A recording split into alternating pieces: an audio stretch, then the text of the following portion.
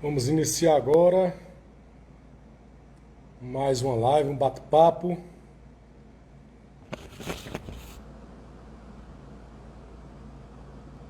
Bom, já começamos a entrar algumas pessoas. Ivanaldo,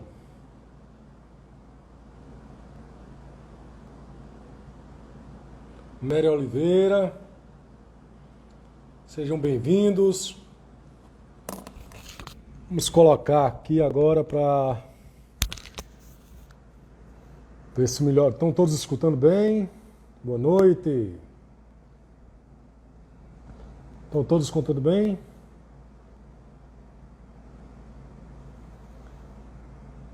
E vamos agora aguardar nosso convidado. Seja bem-vindo, professor Vinícius. Olá, Jacques. Obrigado. Tudo bem? Prazer reencontrá-lo.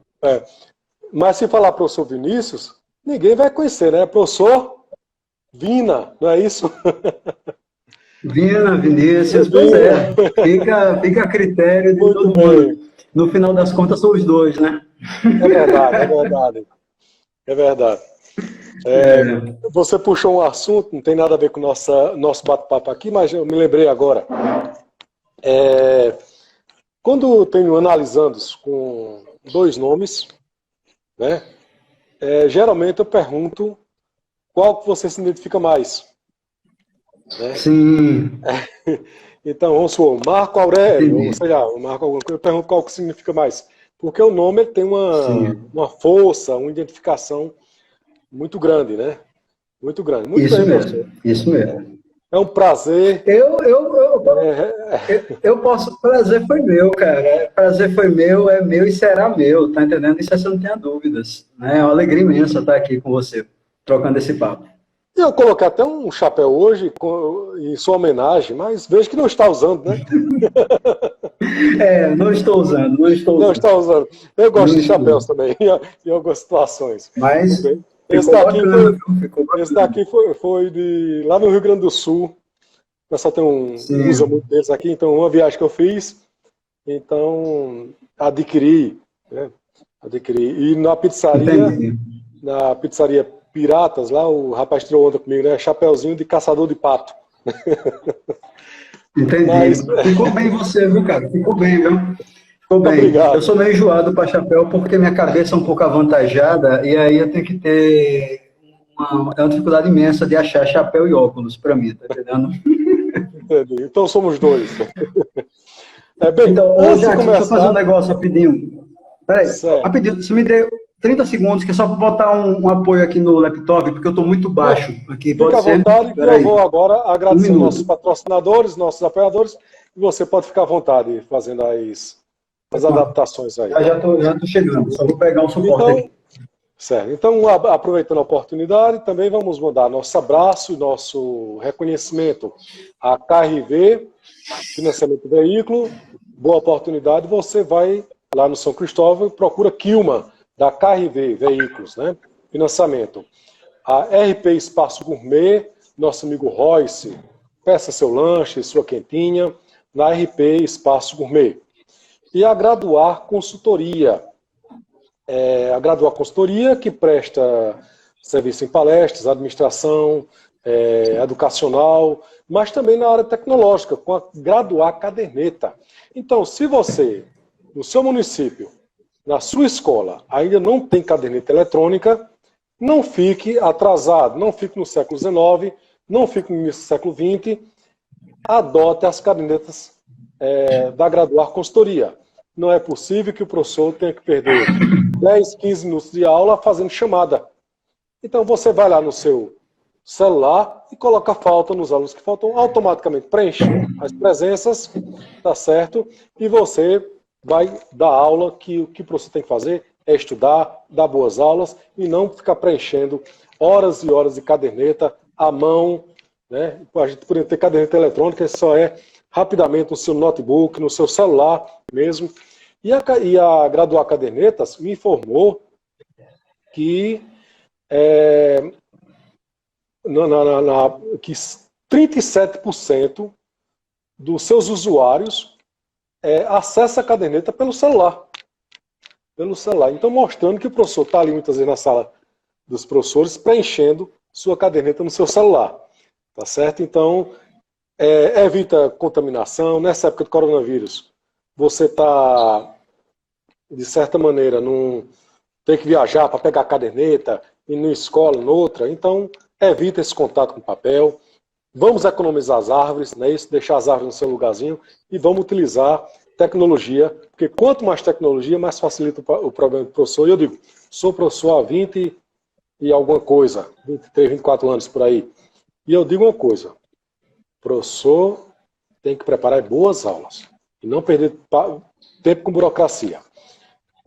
Também ao CEPEM, Centro de Estudos Psicanalíticos do Nordeste, concurso em Pesqueira, Arco Verde, Canindé de São Francisco, vizinho aí, não é isso? A Piranhas. Isso, e Patos, na Paraíba também. E também recebendo agora, lá no Piauí. No Piauí nós estamos com o professor, o psicanalista Lohan, que já era presidente de uma escola de psicanálise, que aí a escola de psicanálise lá se credenciou, toda a escola, ao CEPEM. Então seja muito bem-vindo à família, tá certo? E vamos dar toda a assistência possível. Depois dessa entrevista, sim, mandando também nosso abraço à Tribuna de Mochotó, lá de Sertânia, da minha terra, onde eu nasci. Lá que Ezequias tomou conhecimento e hoje fui surpreendido com uma reportagem que foi feita no Tribuna do Mochotó. Então, muito obrigado à Tribuna do Mochotó. Quem quer ficar bem informado na região de todo Mochotó, acesse o site, acesse as redes sociais e fica o nosso abraço a Ezequias. Bem, depois de todo o nosso agradecimento, vamos começar então o nosso bate-papo, né? Nosso bate-papo com o nosso amigo professor Vina, que é professor de Sociologia, não é isso? Ciências Sociais, tem uma formação muito semelhante à minha também, só que a minha é Filosofia e História, né? A sua é Sociologia, Ciências Irmãs, Sim. Né? E também música. Mas temos algo bem comum, temos algo bem comum, porque ambos também têm a formação na psicanálise. Então, estamos dentro, querendo ou não, estamos na mesma praia. É verdade. E hoje eu estava lembrando que muitas vezes eu digo que minha influência foi lendo algumas coisas sobre Freud. Hoje eu me lembrei que quando eu era criança, num programa muito antigo chamado TV Mulher, que passava nas manhãs na Rede Globo, tá certo? Tinha um psicanalista, um senhor meio careca, que ele escutava algumas coisas e falava sobre psicanálise. Então, talvez hoje eu tenha tido um insight sobre a origem do meu interesse pela psicanálise também, né? Muito bem, Vina. Mas o objeto não sou eu, é você que vai ser o entrevistado, bate-papo hoje, que eu falo demais, tá certo? Nós falamos. Como foi que surgiu seu interesse por duas coisas que eu acho maravilhosas? Que é a ciências sociais, a sociologia e a arte, a música. Né? Como foi que surgiu esse interesse pelos esses dois ramos da atividade humana? Então, antes de mais nada, olá para todo mundo. Não vou dar bom dia, boa noite, boa tarde, que é atemporal o negócio, né, já que está entendendo. Então, olá para todo mundo. Bom, a minha questão com arte e sociologia, eu sempre costumo agradecer a dois grandes personagens que apareceram em minha vida, que, de fato, me orientaram. Evidentemente que meu pai, Antônio, minha mãe, Cleone, são figuras que me incentivaram muito sempre com a música, sabe, com essas coisas do tipo viagens à família, e botávamos as fitinhas cassetes. Lembra a fitinha cassete que a gente rebobinava com a caneta, o lapisinho? Pronto. Estou falando aqui com um cara que sabe o que é isso, né? Muitos alunos meus hoje não fazem ideia do que seja, mas enfim. Tem gente que acha que o mundo Tem gente que acha que o mundo começou a partir. Tem gente que acha que o mundo já começou com as redes sociais, com o celular, né? Isso. Pois é. E aí, o que acontece? Viajávamos e sempre colocava, tinha essa coisa do priorizar também um repertório musical para os filhos, sabe? A gente sempre teve essa coisa de dormir ouvindo música, sabe? De colocarem os LPs, né, na vitrola e ouvir e tal. Então sempre teve essa motivação. Porém, eu costumo dizer que com 13 anos de idade, ou seja, minha pré-adolescência, eu reencontrei um primo meu de São Paulo, que é o Valdir Celestino, carinhosamente conhecido como Dadi. Né? E o Dadi tinha, ele até hoje é envolvido com música, ele toca em igreja, tal, voltado para a área católica, e ele tinha muita coisa do rock brasileiro, né? Muita coisa do rock brasileiro. Foi por ele que eu conheci o Cazuza, Legião Urbana, o Barão Vermelho, o Lobão, muita coisa ali. E eu sou louco por rock brasileiro, anos 80. Minha formação praticamente está com essa galera aí. E veio muito dele. Então, esse cara, querendo ou não, ele me sedimentou, de certa forma, uma escolha, um filtro musical para isso. E na questão da sociologia, eu agradeço muito a um outro primo meu, né, que hoje não está morando em Sergipe, mora atualmente, acho que é em Roraima, agora não me lembro ao certo. E é o Kellyton. E o Kellyton foi que me orientou nessa área mais acadêmica, sabe? Eu, com meus 17 anos, em crise, não sabia o que fazer, qual curso superior fazer. Eu sabia que minha área era humanas, mas não sabia exatamente o quê. E a gente conversava, saía bastante, né? Ele já era universitário na época. E aí um dia ele chegou para mim, em pleno movimento de uma conversa num bar, aí ele falou para mim, cara, você é o maior fofoqueiro social que eu conheço, né? E eu fiquei sem entender na hora. Eu falei assim, você é o tipo do cara que está tomando uma cerveja aqui e está averiguando a mesa do lado, como se constrói as relações, né? Como é que se comportam os indivíduos.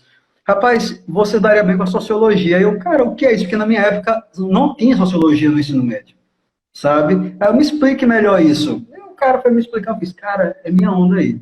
Então, assim, foram dois personagens, sempre, claro, colocando meu pai e minha mãe como figuras importantíssimas, de motivação para a leitura, para a escuta de música, tal, né? Mas esses dois personagens me ajudaram bastante, e aí deu essa junção, né? Sociologia e arte, né? Que, inclusive, meu mestrado vai para a área, né? Estava trabalhando essa junção aí das coisas.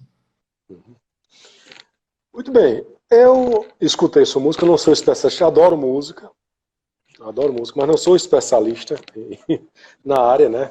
Tentei aprender violão, não consegui, mas eu escutei muito o teu CD,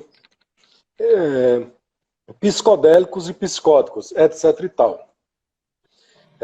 E quando você começou a falar aí a respeito da influência que você teve, Cazuza, Legião Urbana, tá certo? Eu senti, e eu quero que você me corrija se eu estiver errado, de Raul Seixas. Eu senti. Eu senti a influência de Raul Seixas. Eu não sei se é porque eu sou fã de Raul e conheço toda a obra de Raul, tá certo? Então, eu senti assim, uma pegada meio Raul Seixtista ali, uma coisa. Quer falar sobre isso aí, cara? Não errou não. É porque o Raul já é uma peça que integra a esse meu repertório, mas em outro contexto. Veja, quando você perguntou a questão de como ver a questão da arte, da música, a sociologia, aí eu falei, a música foi o Dadi, que me apresentou essa galera, que eu citei anteriormente, né, tal. E o Raul Seixas, ele veio, acho que um ano depois, quando eu primeiro me sedimentei com essa galera aí, né, primeiro. Na verdade, do Raul foi o seguinte, Jacques, foi interessante porque, sabe como é pré-adolescente? Pré-adolescente adora um confronto, sabe? E aí, pro adolescente, tudo que vem de velhos é ruim. É uma péssima mania do pré-adolescente, tá entendendo? Isso aí. E aí, o que acontece? Minha mãe, ela, certa vez, comprou uma fita cassete, que era uma coletânea do Raul Seixas. E aí ela fez, olha, você gosta de música, gosta de rock, trouxe um cara aqui que você talvez goste. Só que como foi minha mãe que me presenteou com um negócio, eu falei, bicho, esse rock aí é coisa de velho, sabe? E aí eu passei por algum tempo com resistência, porque eu não conseguia associar minha mãe, né, me entregando alguma coisa que fosse ao meu agrado, tá entendendo? A nível de rock. Enfim, deixa eu desligar aqui. Aí o que acontece? Algum tempo depois, a fitinha estava ali, disponível, eu peguei a fita e fui ouvir. Aí, cara, foi paixão maluca, sabe? E que eu costumo dizer que Legião, Cazuza, o Engenheiros, Lobão, Camisa de Vênus, Erva Doce, Algeriza, sabe? Essa galera toda, até a própria Blitz, né? Gangue 90, enfim, essa galera toda do rock, anos 80, me acrescentou influência, mas todos eles foram sazonais.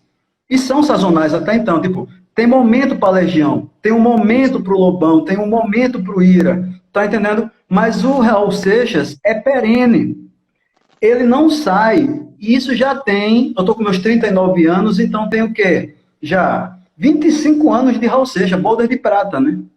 Não é isso, mais ou menos, se minha conta não estiver errada, tá entendendo?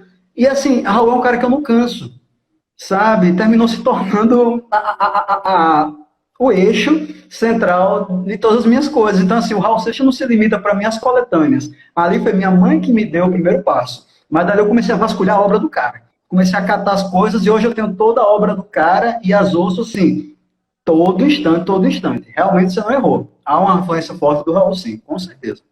Até numa música, vou me arriscar aqui, viu? Até numa música que você colocou, chamado Um Quarto, eu senti uma influência de uma música de Raul chamada Fazendo o que o Diabo Gosta. Não sei se você conhece essa música. Conhece? E diz assim, um anjo embriagado no disco voador jurou que nosso amor era pecado, né? Mas a gente prova que agrada a Deus fazendo o que o diabo gosta. Eu me lembrei disso agora, né? Uhum. Então, eu senti uma influência, essa a que você fala sobre, parece que é a nave que é Netuno, mas você usa o termo. Tritão, isso, né? Que é o mesmo Netuno, né? Então, então, assim, eu achei fantástico. Tanto é que o nome que você escolheu para o CD casou perfeito. Casou perfeito, né? Que é psicodélicos e psicóticos. Eu achei fantástico isso aí. E como surgiu essa ideia de fazer essa música meio psicodélica? Então é isso. Essa questão do psicodélico foi muito de uma aceitação muito mais coletiva, né? Que eu não achei ruim e tal, eu gostei da proposta. Mas eu digo que o nome do CD, etc. e tal, né? Ele é bem vinculado à ideia do trabalho, tá entendendo? Porque o etc. e tal é uma ideia de reticências, né? É uma ideia de continuidade, do ando, estou entortando, né? Estou indo, me equivocando, me contradizendo, né, tal, e assim vou me construindo, sabe? Então, assim, na verdade, eu penso muito mais numa coisa do que eu chamo de nonsense, né? É meio que essa coisa onde você coloca em xeque os sentidos, né, os códigos, né, aquela narrativa de início, meio e fim, né, aquela música fala disso, ou essa música fala daquilo, tal. E, na verdade, quando eu sentava para compor, e algumas delas em parceria com a Denilton Paixão, né, meu querido palhaço Rodopirô, e a gente sentava e dizia assim, vamos escrever. Sabe aquela coisa da escrita automática? Que a gente vê lá do surrealismo, tal, aquela coisa toda? A gente fazia meio que isso. Primeira palavra que aparecia, assim, a gente jogava no papel e dali ia derivando. Sabe, escrevia. Se perguntar assim, você escreveu isso devido a quê? Qual o contexto sobre o quê? Não sei. Eu deixava meu inconsciente ao máximo possível potencializar, né, e jorrando ali a poética da coisa. Tá entendendo?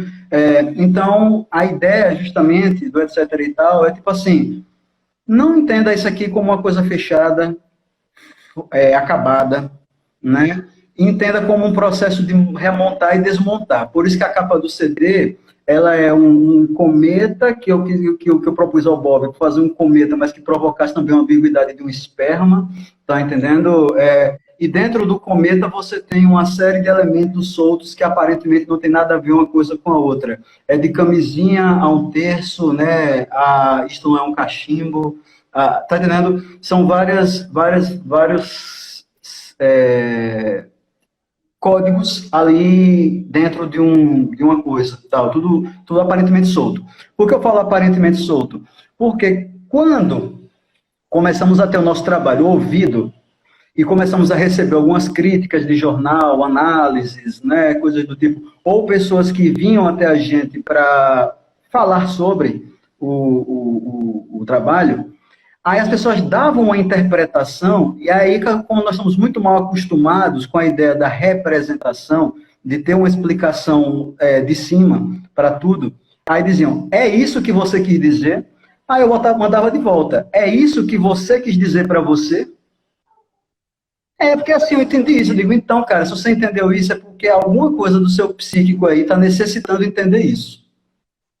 Alguma coisa está sintomatizando aí em você que faz com que você precise conectar esse sentido para você dar ao que eu escrevi aqui.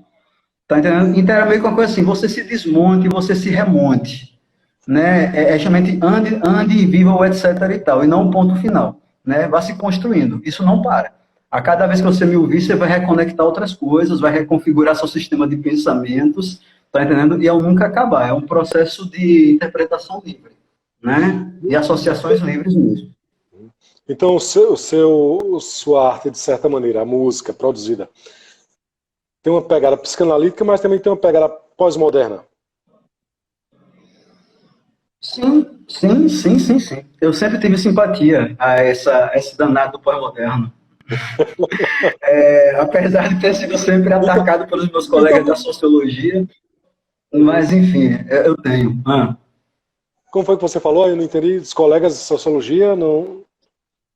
Da sociologia. Colegas da sociologia costumam me atacar, porque há uma tradição da sociologia meio que nega essa ideia do pós-moderno, mas eu nunca deixei de ter simpatia e de amar, inclusive, o pós-moderno. Não sei se por causa desse meu diálogo, música, arte, sociologia, psicanálise, tal, né?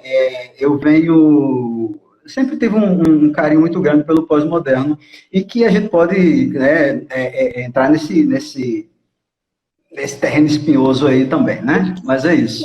Vou aproveitar uma coisa que você falou aí, que você não é o primeiro que fala isso.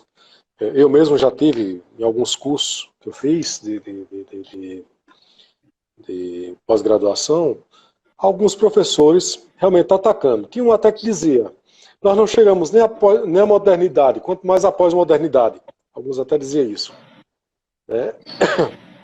Você acha, de certa maneira, essa resistência, essa negação de pós-modernidade,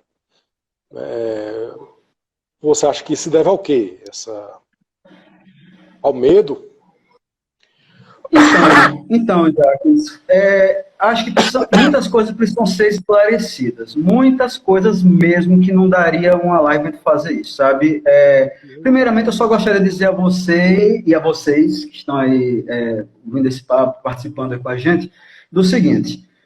Existe um pós-moderno enquanto um marco histórico, que supõe um marco histórico, e existe um pós-moderno que supõe-se como um paradigma. Eu fico mais com a segunda opção, certo? Eu acho que o pós-moderno é muito mais uma maneira de ser, agir, pensar, né, diante do mundo, uma forma de pensar e de agir da sociedade de um contexto histórico, do que necessariamente encontrar um marco.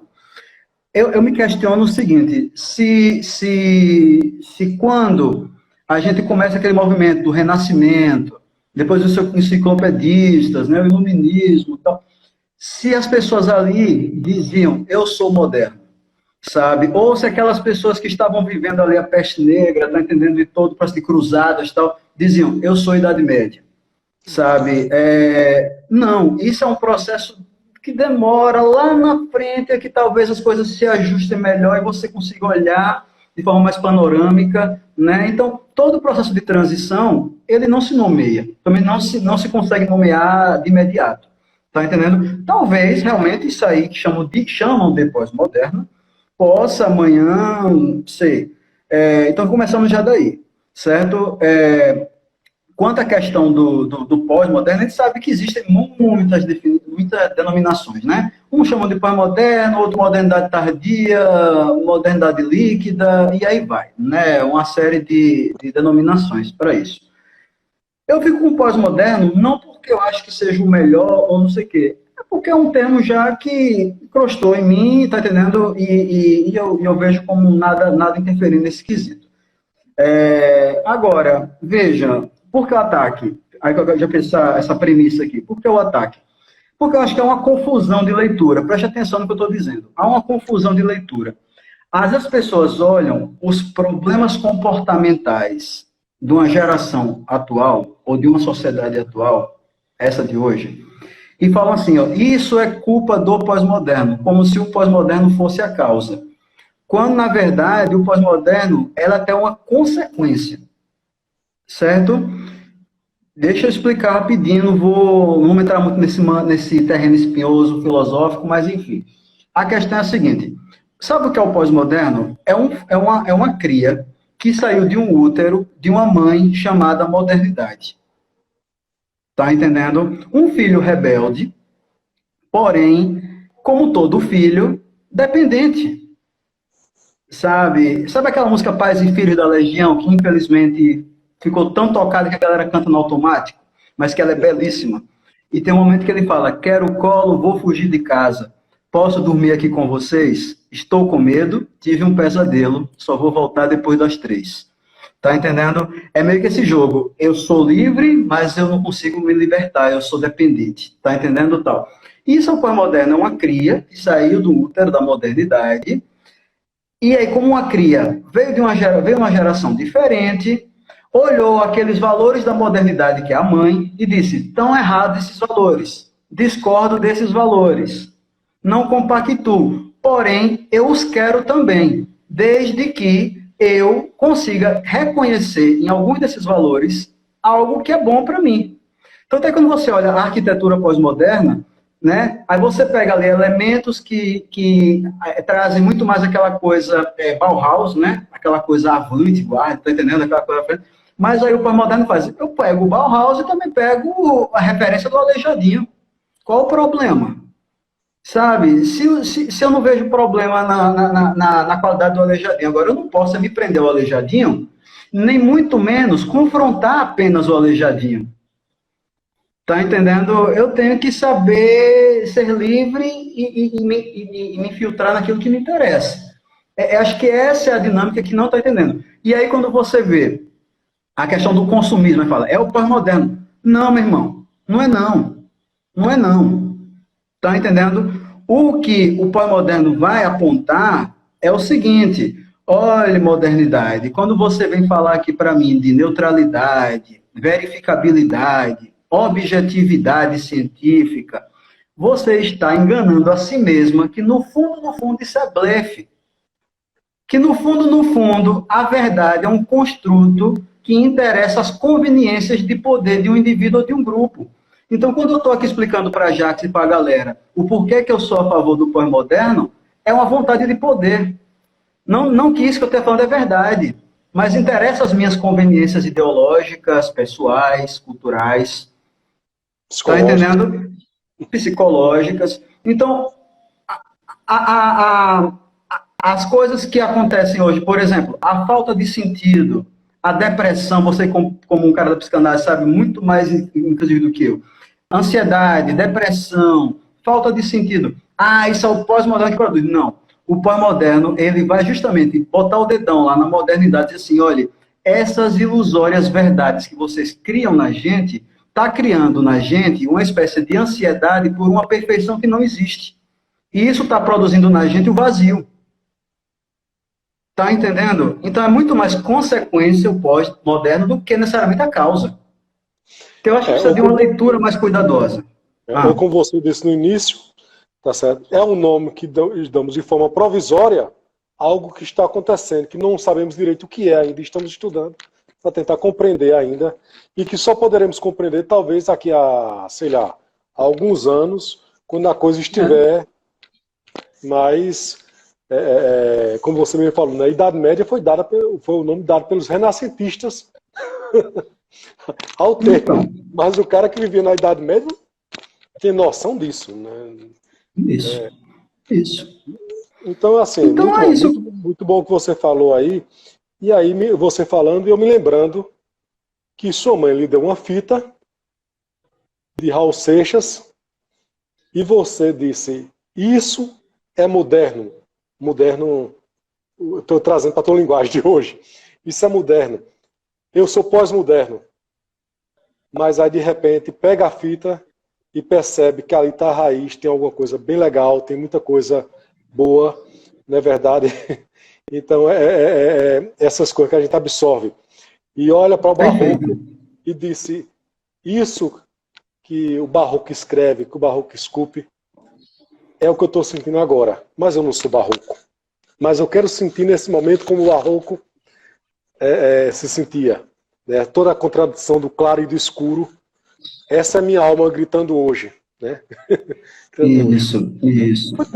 Aí, Jacques, só chamando a atenção para uma coisa, perdão, porque foi muito interessante a sua colocação na live lá do Entortando, sobre a questão de adolescência e pós-modernidade, e é quando você falou da falta de orientação do adolescente, né, por não ter uma tradição com o que lutar, eu concordei com a sua fala, porém, eu acho que isso não é uma produção gerada pelo pós-moderno, mas sim uma crítica que o pós-moderno chamou a atenção do moderno. Tá entendendo? Por quê? Porque o vazio é o seguinte, é quando o moderno chegou e fez, olha, tudo que é vinculado à religião, à fé, né, a trevas, eu descarto, porque eu sou o melhor, eu trago a verdade, a razão, a ciência, tá entendendo? Só que aí ficou aquele rombo, tá entendendo? Aquele vazio, e aí o pós-moderno vai dizer, epa, peraí, vamos devagar, né? Até porque a sua lógica racional, ela esconde uma vontade de poder, né? Ela quando Vinícius, monto uma teoria com o mesmo objeto que o Jacques, e o Jacques vai por um caminho e eu vou por outro, nenhum dos dois está errado.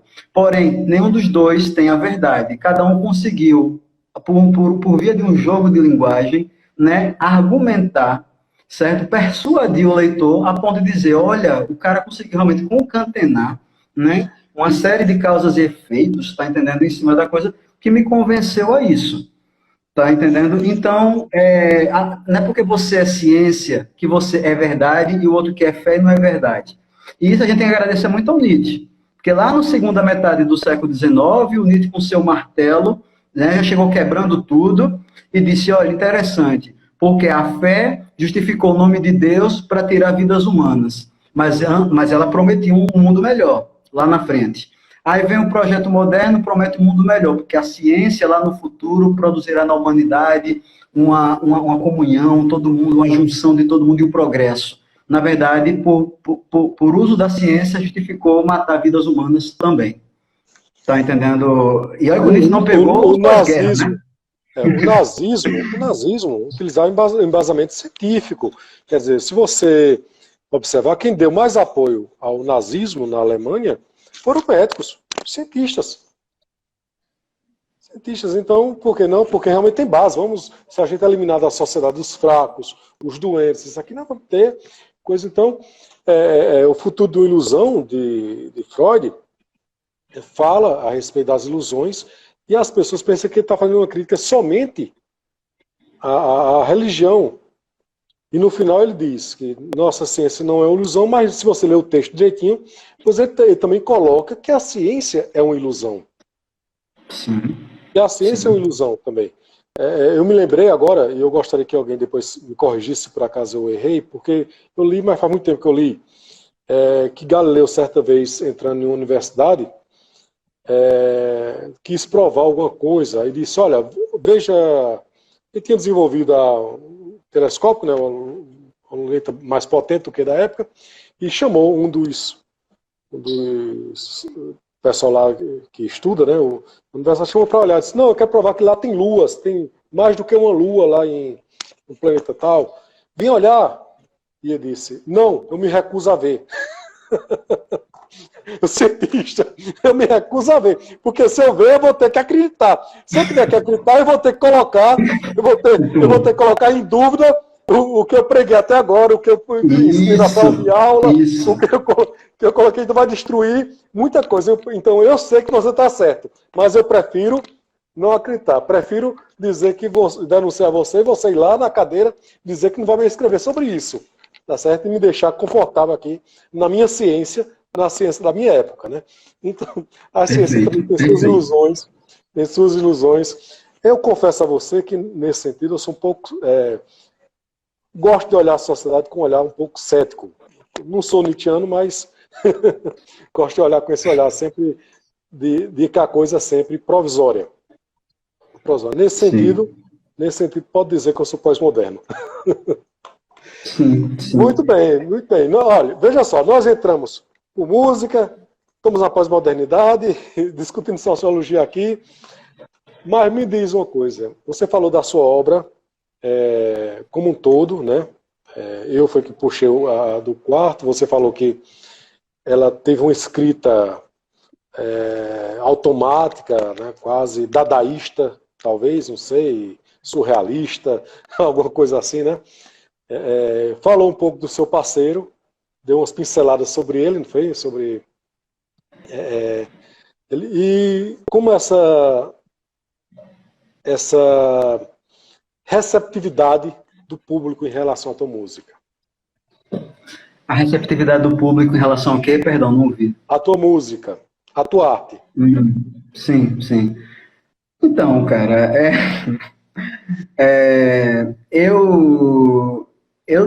na verdade é o seguinte, eu não sinto uma adesão, né, grande de uma sociedade então, em termo quantitativo, né? Eu não acredito que seja só porque a minha arte ela tem uma coisa meio desvinculada dos setores mercadológicos que me promoverão, tá entendendo, a uma acessibilidade, a um rebanho maior de pessoas, né? Mas eu acredito que é muito mais pela proposta da coisa, né? Eu costumo dizer que eu sempre brinco falando sério, né, nas minhas aulas, que se nós tivéssemos que tomar injeção na cabeça e tirar sangue da cabeça do cérebro, 90 e tantos % da sociedade teria colesterol mental, tá entendendo? Porque são mentes muito sedentárias. E quando eu digo mente sedentária, não estou tirando aqui a potencialidade e a inteligência das pessoas, porque todas as têm. Eu acredito sempre nisso. Todo mundo tem sua inteligência, tem seus pontos fortes, que a gente, conhecendo bem, consegue explorar e fazer um bom uso. O que eu estou dizendo é que, num dia a dia, no sentido de regularidade, as pessoas elas não são muito dadas a se desmontarem. E a proposta do meu trabalho musical é o desmonte. Tá entendendo? É você se desmontar para se remontar. Ou seja, ao se reinventar, né, o tempo inteiro. Pegar os caquinhos ali, né, e sair colando, certo? Esse meu último trabalho que vai sair já, que é o Entortando, né, meu CD solo, tem um trecho da música, que o nome da música é Ele Quer Tocar na Minha Banda, na qual eu digo assim, entenda que eu sou um cara desgarrado que constrói para poder se destruir. Sem destruição não existe nenhum caco, e sem o caco não dá para colorir. Se remontando pedaço por pedaço, eis a música que eu quero mostrar a ti. Tá entendendo? Porque é isso. É essa coisa do montar, desmontar, remontar, sabe? E aí você vê uma sociedade muito acomodada com a representação, com os códigos instituídos, com os modelos prontos. Então você escreve uma letra e faz: oh, meu amor, que dor, tô com frio, preciso do seu calor, né? Oh, quanta dor, sem você eu morro de amor, sabe? Tal. E aí são frases prontas, clichêsadas, né? Essa palavra nem existe, eu acho, mas enfim, vou dar uma de neologista aqui. Mas enfim, temos clichês e que as pessoas consomem, reconsomem, reconsomem, tá entendendo? Em cima daquilo, né? Então, quando você pega uma proposta como que eu quero, de desmontar para remontar, Aí você lida com uma coisa que é, primeiro, falta do hábito, acomodação, submissão às representações e aos códigos instituídos. Sabe, as pessoas não vão por entortando, elas querem o reto, né? Elas querem a linearidade. Elas querem a narrativa, início, meio e fim. Então, fulaninho da dupla sertaneja falou do chifre e que encheu a cara no bar. Aí o outro cicraninho da outra dupla sertaneja falou do bar e que tomou o chifre. Talvez só inverteu a sequência da palavra, mas a lógica é a mesma. Tá entendendo? Vai pelo mesmo sentido. E aí, claro, por isso aí eu sinto que as pessoas que gostam do meu trabalho gostam de verdade. É coisa a você, a gente recebeu muitas críticas em jornais, elogios, sabe, propostas e tal. Então, assim, quem gosta, gosta. Agora, de um universo de 1000, 10 ali, vamos dizer assim, velho, cheguei a ouvir, legal. Agora, o restante, aí você tem os outros 100 ali, talvez dizer assim, parabéns, beleza, mas você viu que não tem nenhuma leitura do trabalho. E os outros, indiferentes. Tá entendendo? Mas é isso. Não estou, quero que vocês entendam o seguinte. Vina não está se colocando aqui num lugar pior ou melhor. Está colocando apenas num lugar de proposta diferente e que contraria um pouco esse hábito, né, da comodidade interpretativa que o sujeito atual faz da vida. O que as letras das músicas que bombam nas rádios apontam, elas são reflexos de como as pessoas conversam entre elas nos espaços públicos.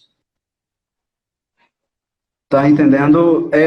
São coisas muito corriqueiras, do mesmismo, tal, sabe? Eu admiro muito quem trabalha essas questões de ordens cotidianas, quem consegue conversar sobre isso. Tanto é, pô, que meu trabalho é sobre música brega. Anos na música brega, porque eu entendo a música brega como uma música que é a crônica, né? É a crônica do dia a dia. Sabe? Agora o problema é quando as pessoas não conseguem, Jaques, fazer a ponte, de brincar, de ir para o comum e ir para o abstrato. Como diz como o Raul Seixas na música Eu Também Vou Reclamar, ele aponta que fala assim, as perguntas se misturam, a verdade do universo e a prestação que vai vencer. Sabe? A gente vive nos duas realidades aparentemente distantes, mas nada impede que uma se conflua com a outra. Eu estou preocupado com a porra de um boleto para pagar, mas estou pensando de onde vim para onde irei. Qual o problema? Agora as pessoas ficam presas ao boleto e esquecem de ir para outra questão, que é o desmontar-se. Vina, veja só. Eu não sei por quanto da alma. Enfim. Tem uma pergunta aqui de Ana Luísa Oliveira. Ana Luísa pergunta o seguinte, qual a sua música preferida deste álbum? Você tem alguma música preferida deste álbum? Qual álbum? Esse da Psicodélicos, né? Sim, claro. Sim, porque sim, até porque o outro não foi lançado ainda. O outro não foi ainda. Isso. Ana, eu tenho um carinho por todas elas. Agora, eu acho que a psicodélica e psicótica me mexe muito pela proposta da quebra, do acidente da música ao longo do tempo. Ela começa ali, sabe? Daqui a pouco entra um bocado de vozes soltas, desconexas, depois voltam, aí eu começo a declamar uma poesia psicótica, tá entendendo, tal, depois volta a música que estava ali no princípio, então eu acho que ela é cheia de acidentes, eu gosto de músicas acidentadas, sabe? E eu vejo isso no Raul, incrível, né? É por isso que eu tenho essa simpatia pelo Raul Seixas, tá entendendo? Eu acho que ele consegue fazer essa quebra muito doida, sabe? O cara tá tocando anos 80, é um country, daqui a pouco para, sabe? Aí entra o merengue, depois volta pro country. Eu acho bacana, sabe? Mistura baião, rock. Isso. Quer dizer, é uma coisa sem limite. Ele não diz, olha, é só isso. Né? E isso que você falou aí da música brega, eu tinha observado isso que você tinha falado. A música brega, ela tem essa coisa de falar meio que o sentimento do povo, da forma que o povo sente mesmo, sem floreio. Sem arrudeio. Sem arrudeio. Sem arrudeio. Então, assim, tem uma estou tentando me lembrar do pernambucano, que eu gosto muito de ouvir às vezes. Reginaldo Rossi. Reginaldo Rossi. Muito obrigado. Ó. Esqueci o meu conterrâneo. Tá certo? Mas eu acho fantástico, cara. Eu escuto. A pessoa disse, Jacques, qual a tua música preferida? Eu disse, rapaz, eu não tenho um estilo preferido. Eu gosto de música. Agora, tem músicas realmente que é barulho. É barulho que incomoda. E tem outras que contam alguma coisa, que falam alguma coisa. Eu fiz uma experiência, sem você saber, aqui. Eu peguei o teu CD, né, a música, mandei o link para várias pessoas. Mandei para pessoas que não são acostumadas a ouvir música, mandei até para músicos também. E dizer, ó, me dá a tua opinião aí, porque eu não dizia nem que ia entrevistar você. Depois só que disse que ia falar contigo. Tá certo? E aí foi legal. Pessoas disseram, cara, eu achei interessante. Outras pessoas que eram músicos diziam, porra, eu achei fantástico. Que negócio arretado, entendeu? Então, por isso que eu perguntei como tinha sido a aceitação, porque eu vi uma coisa assim, do interessante até o fantástico. Entendeu? Sim. Até do tipo assim, cara, eu não consigo entender não. Entendeu? Não consigo entender. Então eu vi uma. Mas aí o que é que eu acho fantástico? Isso é arte. Isso é arte. Para mim, isso é arte. Porque quando você diz, eu não consegui entender, você diz, isso mexeu de alguma maneira comigo. Porque se você diz, eu não consegui entender, significa que você tentou entender. Você pode até não ter entendido conscientemente a coisa, mas mexeu com você. Entendeu? É tipo o seguinte, essa imagem, eu não consegui entender, mas ela é perturbadora. Mas é perturbadora. Então, eu notei assim que foi a sua arte, eu posso chamar de arte. Eu não diferencio muito a questão do tipo, se é pintura, escultura, música. Pode até me criticar, viu, cara? Por isso, mas para mim é expressão, é arte. Sim. Não tem. Sim. Eu não gosto de fazer essa delimitação, não. Cara, barroco pode ser esculpindo, pode ser pintando, pode ser a emoção, a forma que você escolheu para se expressar. Mas eu senti muito isso das pessoas. Eu mandei para algumas pessoas, escutaram, e foram mais diversos comentários possíveis. Eu acho que você estou falando pessoalmente, eu acho que você alcançou seu objetivo.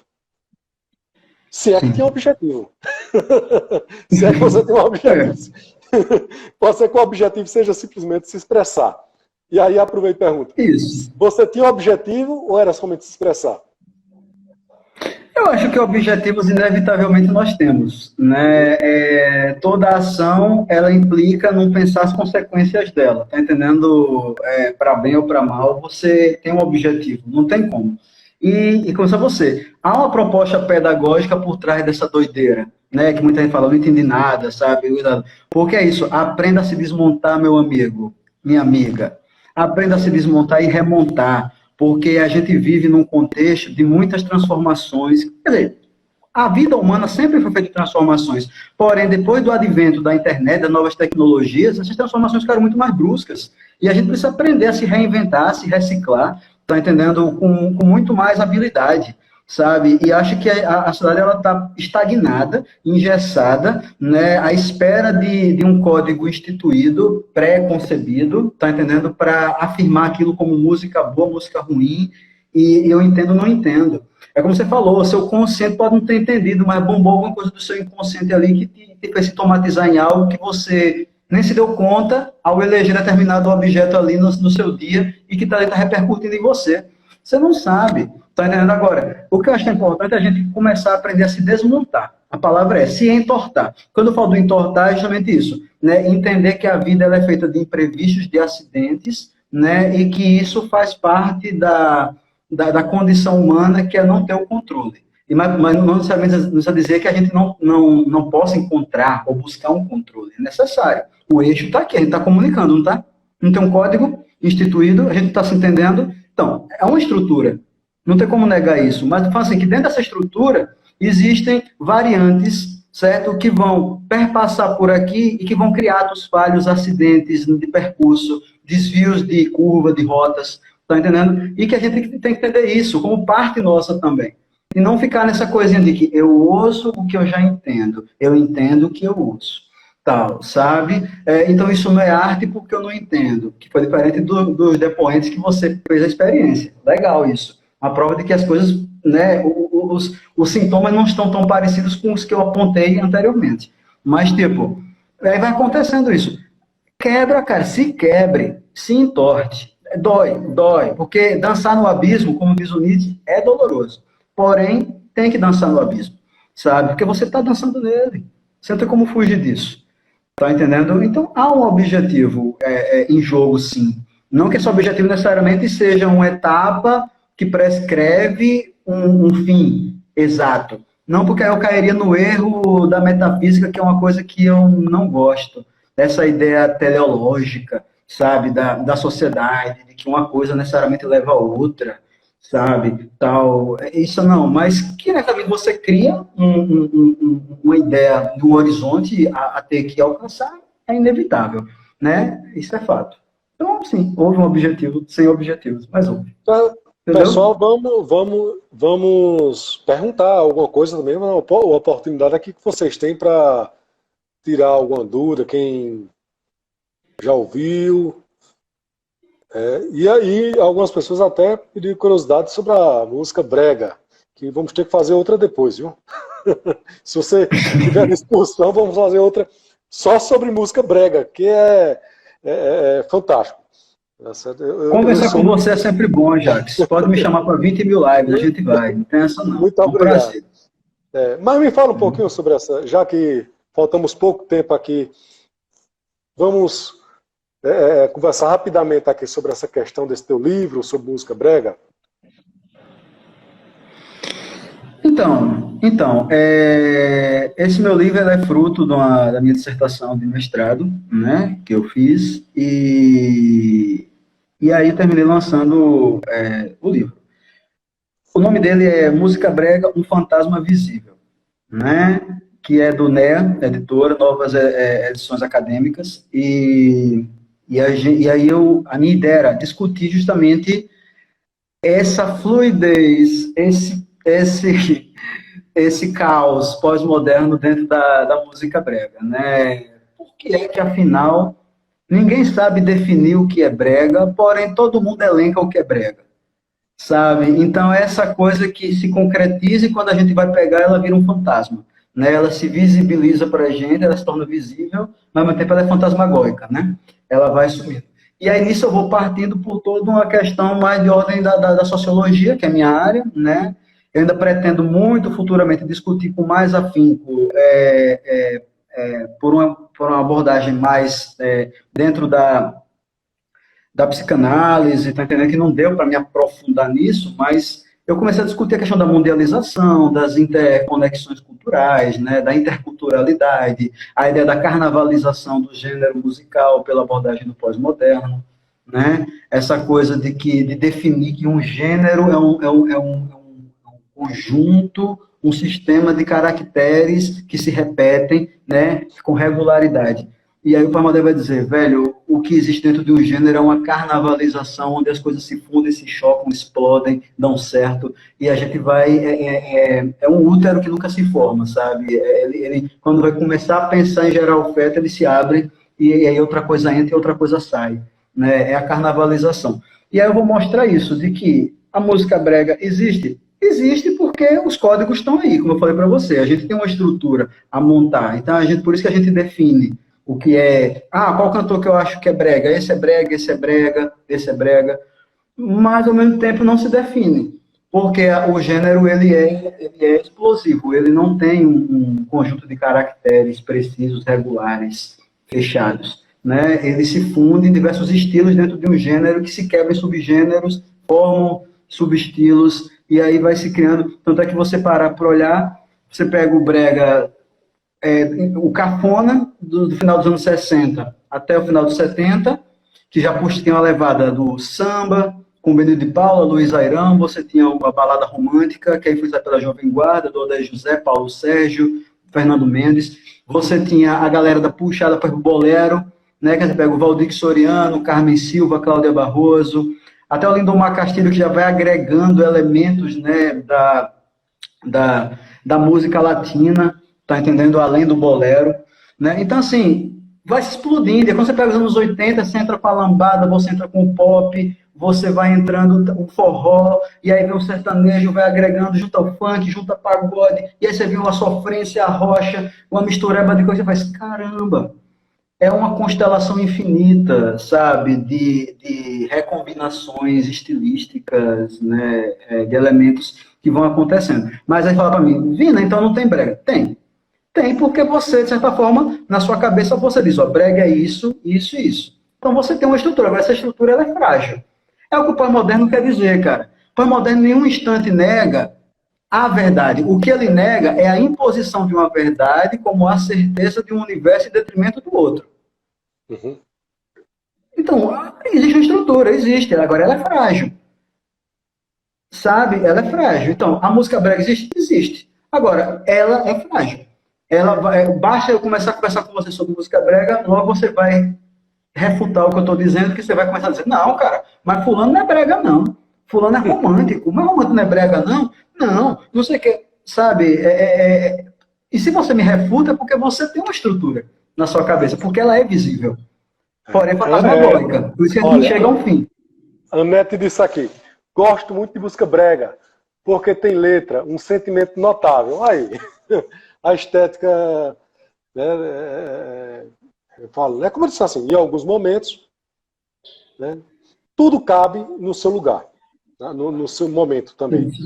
Eu vejo muito isso. Por exemplo, se você está, em algum momento, você quer escutar, sei lá, o Alceu Valença, pronto, eu vou lhe contar. Eu sou contador de história também, feito honesto, viu?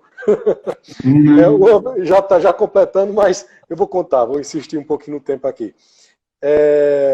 Eu fui para Maceió esses dias e entrei num determinado local, tomando lá minha família, e estava passando um estilo musical que me incomodou.